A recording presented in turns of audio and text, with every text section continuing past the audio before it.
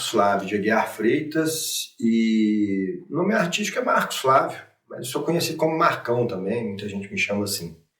Eu nasci na cidade de Mateus Leme e a minha família não era musical, assim, não a primeira geração, assim, né? Mas meus avós tocavam. Eu comecei com 9 anos de idade na minha cidade como todo soprista, né, e percussionista. Eu comecei na banda de música, a banda municipal de Mateus Leme.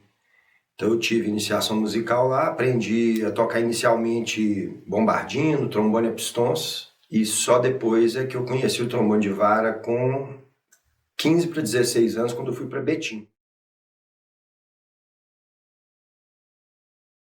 Minha formação, inicialmente eu fiz direito, mas quando eu estava terminando a faculdade, eu tive um contato com um professor de trombone da UFMG, na época, o professor Paulo Lacerda, que me falou, não, faça música, né? Tem muitas oportunidades. Então eu fiz o curso superior de música na universidade. Posteriormente eu fiz mestrado e depois doutorado na Universidade Federal de Minas Gerais. Hoje eu leciono na universidade a disciplina de trombone, sou professor de trombone da escola, e também de práticas interpretativas do choro. Quando eu comecei, com 9 anos, eu já era um pouco mais diferente assim, dos meus colegas. Assim, né? Então eu aprendia mais rápido. Alguns chamam de dom, né? Outros chamam de vocação, de uma facilidade genética, né? A pessoa nasce com o ouvido melhor, ou uma inteligência emocional para aquilo, né? Cada um enxerga de um jeito. Mas eu tinha uma coisa na minha cabeça que é o seguinte, eu queria tocar bem, e eu sabia que na universidade eu poderia ter, né, esse conhecimento. Então, e aí, quando eu entrei na universidade, eu não saí mais, não voltei mais para o direito. Música, eu fiz o meu bacharelado, comecei em 99 na Universidade Federal de Minas Gerais, bacharelado em música com habilitação em trombone. Eu terminei em 2002. Eu comecei o mestrado em 2003, terminei em 2005 e fiz o meu doutorado, o mestrado na UFMG e o meu doutorado também na UFMG. Terminei meu doutorado em 2017.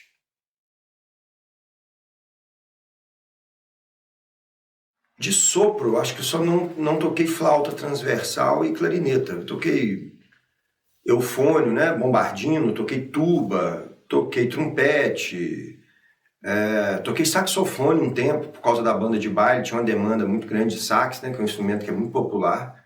Toquei saxofone um tempo, mas o trombone de vara foi o instrumento que me conquistou pela sonoridade e por eu achar que representava mais a minha personalidade também. Então, o trombone de vara, quando eu peguei, foi amor à primeira tocada, vamos dizer assim. É muito interessante essa coisa, porque na minha banda era uma banda tão incipiente, tão humilde, né, tão simples, que ela não tinha método de instrumento.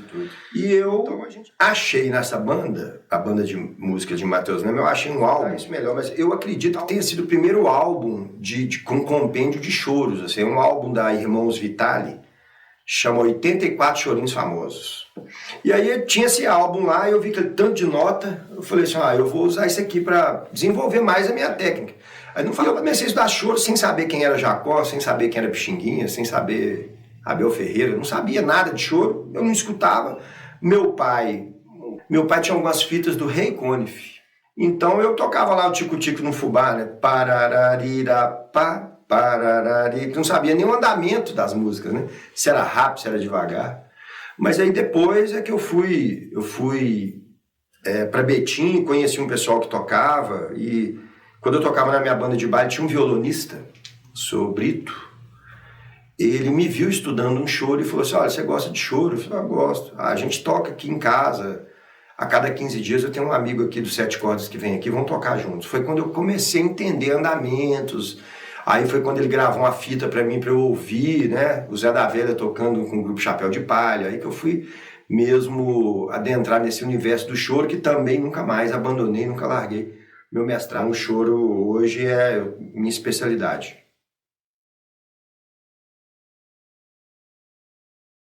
A minha referência aqui foi um primeiro Não professor, porque eu tive que aprender sozinho, mas eu tinha um grande irmão e pai que eu tive, que foi o Marcelo Batista, o Marcelão. O Marcelão, ele meio que me adotou lá em Betim, com 15, 16 anos, a gente tocava muito junto, né? E ele já tocava essas músicas.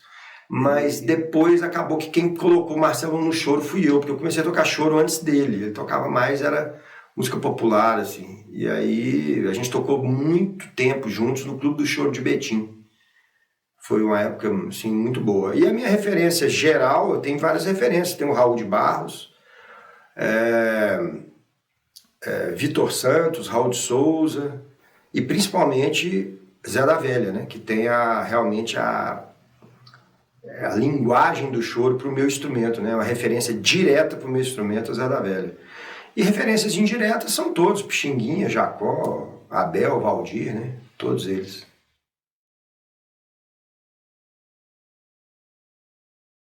Primeiro as bandas de música, né? Que foi a banda de música, a banda municipal de Matheus Leme, que é aquela... Depois a banda Nossa Senhora do Carmo, Corporação Musical Nossa Senhora do Carmo em Betim, que era uma banda também de música. Foi quando o Marcelão, que é essa referência minha, ele me indicou para tocar numa banda que chamava Banda Rio Tropical. Bem, que é isso? Mas a gente tocava de 11 às 4 da manhã, tocando de Ray Conniff, a música da Bahia, passando por Beatles, forró, tocava de várias bandas. Eu posso falar assim, hoje eu participo, né?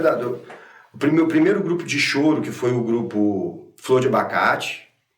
Meu grande professor na área do choro foi o fundador do grupo, que é o Silvio Sete Cordas.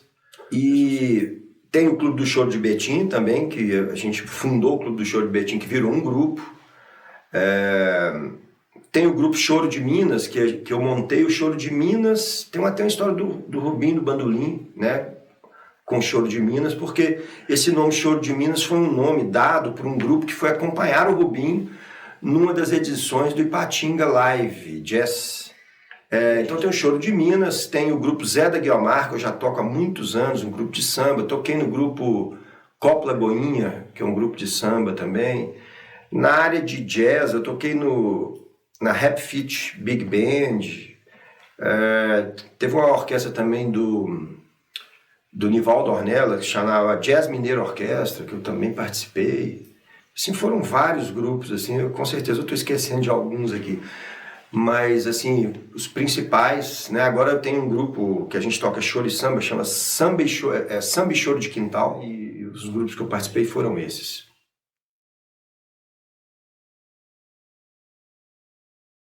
A gente está fazendo todo segundo sábado do mês, o lugar se chama Salão do Encontro. É uma escola de tempo integral para comunidade carente que tem em Betim, sei lá, todo segundo sábado do mês, de 13 às 16 horas, com o Clube do Choro de Betim.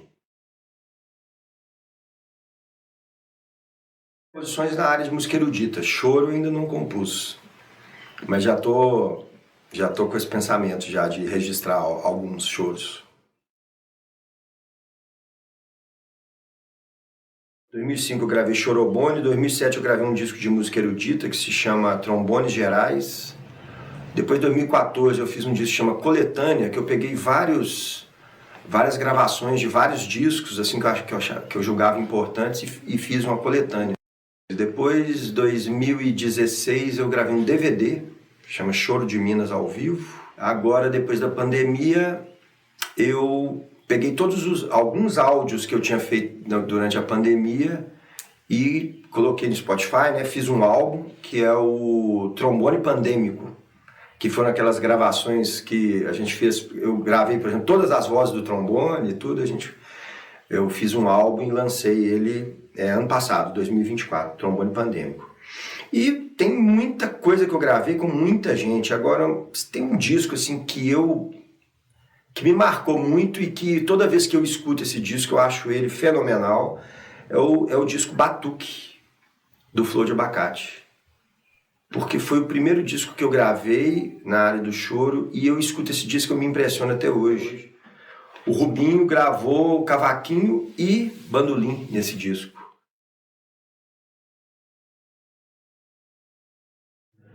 Eu acredito que não, mas de uma maneira geral, o que acontece com as facilidades? Eu vejo isso a gente discute isso muito dentro da universidade.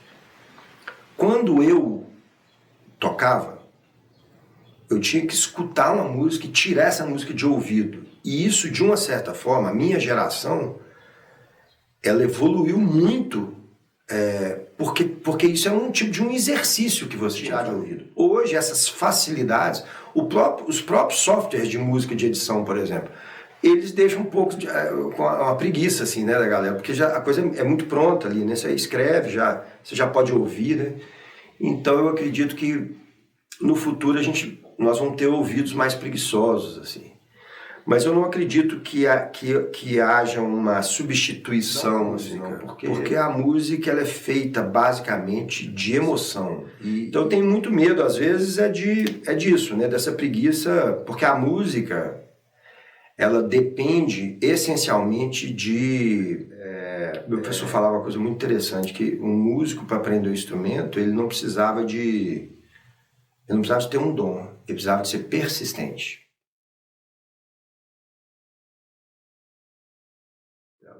Mas falar 3 músicas, ainda mais eu que transito no erudito e no choro, no popular. No erudito, por exemplo, eu gosto muito do Requiem de Mozart, assim, acho uma obra perfeita, assim. E no popular, eu tenho Pixinguinha, para mim, não tem cabimento a genialidade desse cara, né? Assim como Jacó, Valdir. É difícil demais falar 3 músicas, é muito difícil.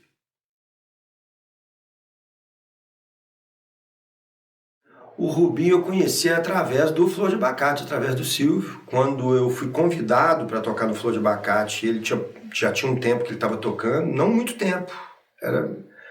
E eu conheci o Rubinho no ensaio para a gravação do Batuque.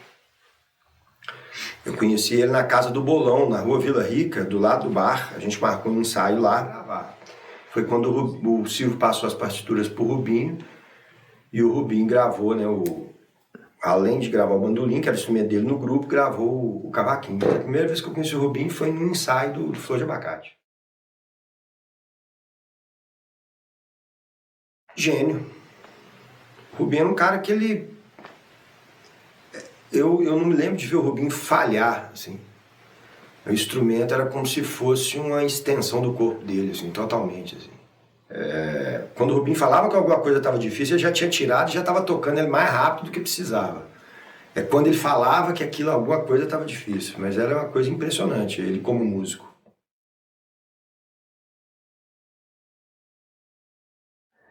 Foi um privilégio, né? Eu acho que para mim e para todos que conheceram o Rubinho. Porque ele era um cara que tinha uma energia que contaminava a gente, né? Uma energia boa. E eu sou uma pessoa que acredito muito nessa coisa da energia. Acho que nós somos feitos de energia. Ao mesmo tempo que você chega em lugares que você sente que tem uma pessoa que rouba a sua energia, né? O Rubinho era aquele cara que chegava e somava. Uma humildade, uma educação no trato. Então, foi realmente um privilégio ter tocado com ele e convivido com ele.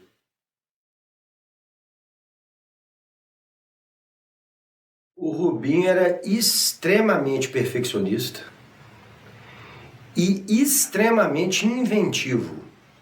Ele tinha um arsenal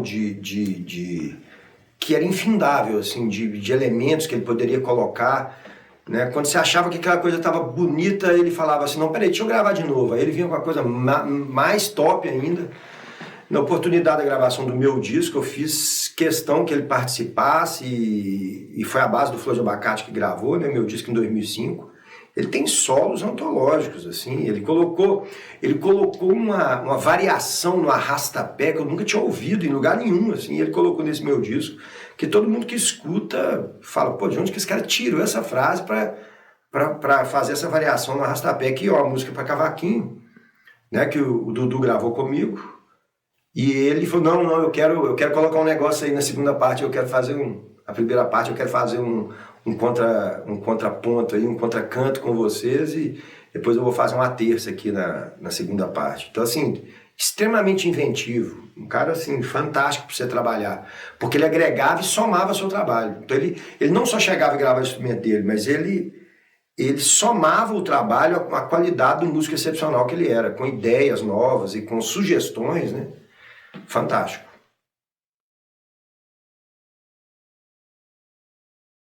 O Formas de Chorar, do Rubinho, foi extremamente marcante para mim. Por quê? Porque o Rubinho, ele, nesse disco dele, ele mostrou todo o potencial. Pelo menos ele quis mostrar, porque era impossível, porque ele era um cara genial. Mas ele tocou flauta doce, ele tocou bandolim, ele tocou viola, ele tocou violino. Então ali eu percebi que era possível num álbum você tocar, você ter motes diferentes dentro do álbum. Porque até então eu pensava assim, não, vou gravar choro, é choro, vou gravar samba, é samba. E o Rubinho tocou gravações, arranjos dele, composições dele, músicas conhecidas com arranjos totalmente diferentes. Então assim, ele foi marcante para mim de eu perceber instrumentos diferentes sendo tocados por ele. Então, tanto que quando eu gravei meu disco, a ideia foi a mesma, que era de mostrar também as outras facetas minhas também, como músico erudito, que eu gravei músicas eruditas no disco, etc. Então, assim, esse disco eu guardo assim, com muito carinho assim, na minha história, né, de gravações que eu fiz com amigos. Porque realmente foi um disco que mostrou todo o potencial do Rubinho, todo não, mas boa parte do potencial do Rubinho. O Rubinho impressionava, né? Não tinha uma pessoa que não viu o Rubinho tocando, ou que fosse músico, ou que gostasse muito, que não chegava depois e queria conhecê-lo. E o cara, de onde você veio? O que é isso? Né? Porque o Rubinho era de uma humildade muito grande. Eu acho que isso, até certo ponto, fez com que ele não fosse tão conhecido, sabe? Eu acho isso. Eu acho que eu cheguei até a falar com o Rubinho. Rubinho, você tem que sair mais, cara. Vão lá no Rio de Janeiro, tocar lá, as pessoas precisam te conhecer, né? E ele chegou a fazer isso, sim. Né? Porque o Rubinho era uma humildade, ele era um cara que... E ele transparecia isso tocando, assim, né?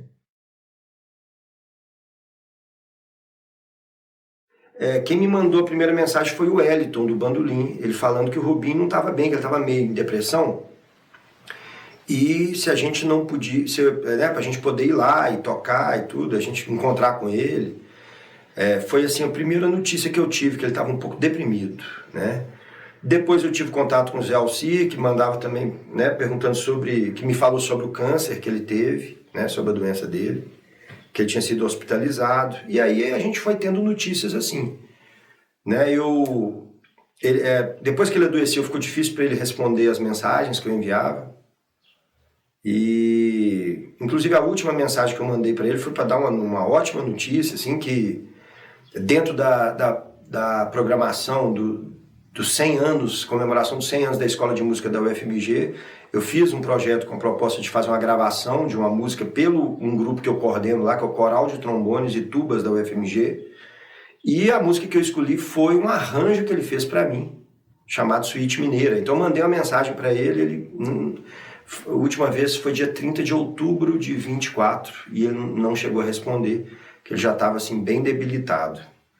Mas assim, foi dessa forma que eu fiquei sabendo, e foi dessa forma que eu me comuniquei um pouco, me inteirei da situação através desses amigos que ele me proporcionou.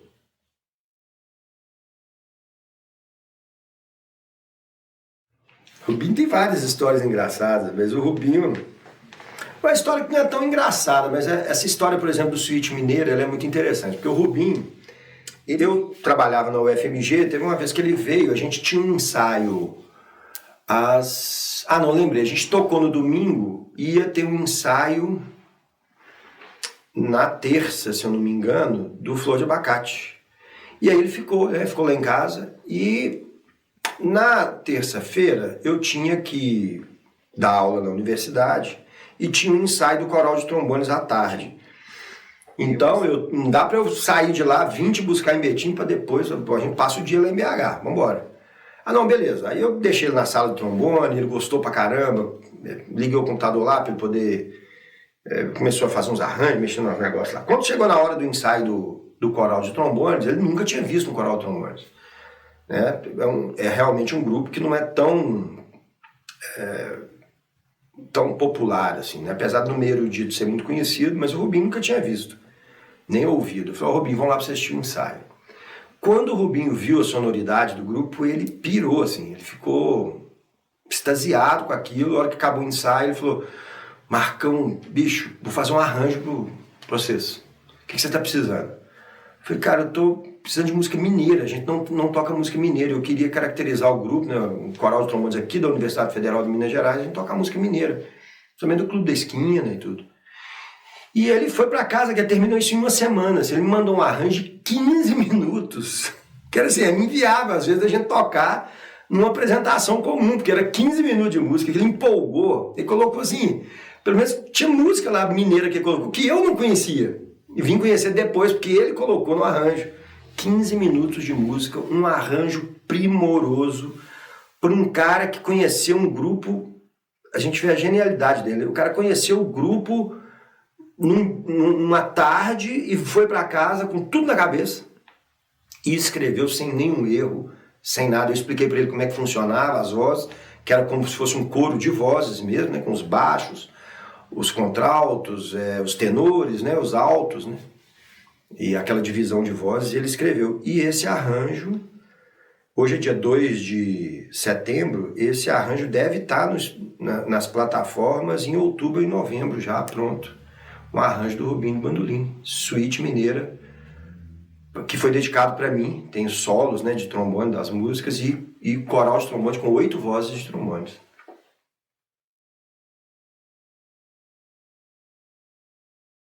Eu já, igual eu falei, o Rubinho era um cara genial, né, um músico completo. Não basta ser bom músico, você tem que ser uma boa pessoa. E isso, Rubinho era um grande amigo, assim, de todos, assim.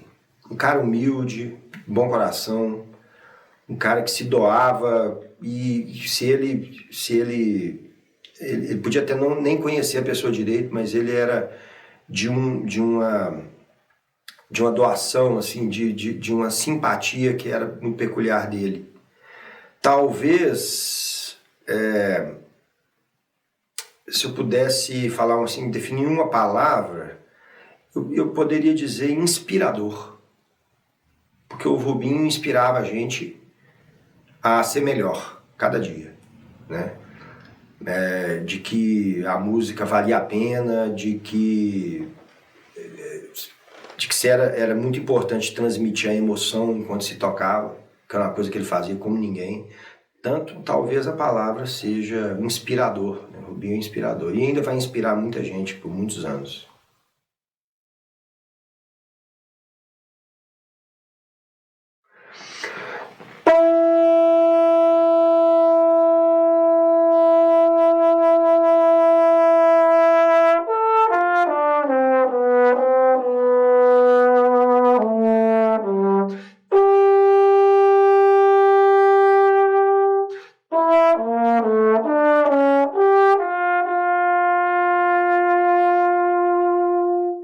Aí fica difícil continuar a tocar, não. Essa música, esse arranjo do Rubinho é maravilhoso, maravilhoso. A emoção pega, brabo. Pra gente que toca sopa é difícil. E interpretar também, né, como o Rubinho interpretava, que é maravilhoso.